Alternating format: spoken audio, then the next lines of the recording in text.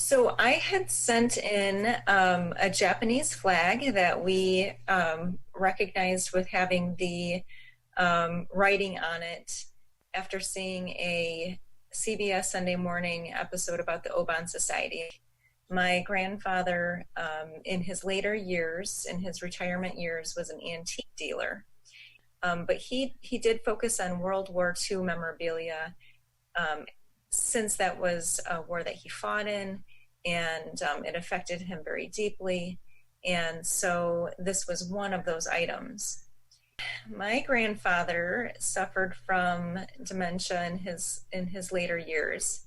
The medical staff at the time actually diagnosed him with having some pretty severe PTSD that had since gone undiagnosed in his life. We feel that was a result of the war as well.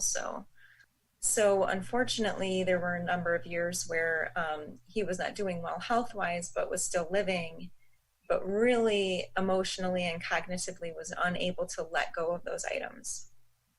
So upon his passing, my mom and her two sisters were then the custodians of all of the items. I agreed to take some of the items and just kind of hold them until we could get back together and figure out what to do. And I was in possession of the flag at the time that I was aware of your organization, and just the dots connected at that point for me.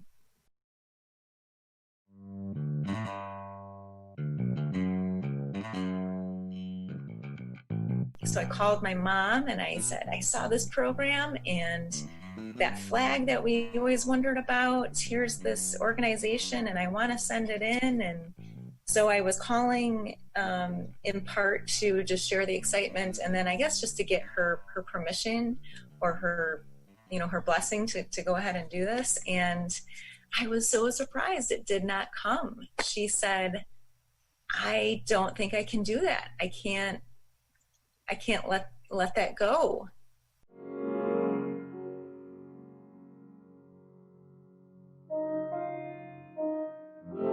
That whole incident opened the door to this secondary wave of PTSD or effect from the war, which is how the children of the soldiers then live their life with parents who have experienced trauma.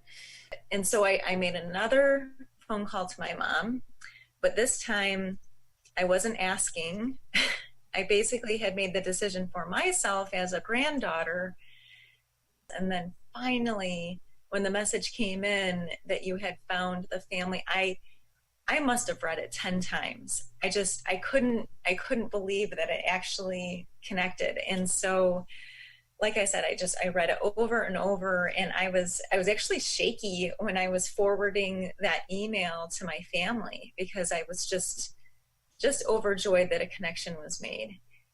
And when we got more information that the soldier actually survived the war, returned home, and was able to live more of his life, for my mom, I think that was so monumental, because again, having that question mark of how did he acquire the flag?